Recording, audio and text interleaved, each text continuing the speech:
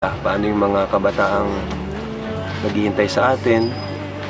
At yun nga, mapapansin nyo, mga kabataan talaga yung focus natin kasi sila yung pag-asa ng sila yung pag-asa ng lipunan, di ba? Sila yung gustong makapag-aral. Saka hindi lang naman basta kabataan yung tutulungan natin. Yung willing na makapagtapos, yung may pangarap sa buhay. Kasi in the future, sila yung pag-asa ng bayan natin, di ba? Kaya kung mapansin nyo, focus tayo sa mga scholarship, mga kabataan talaga.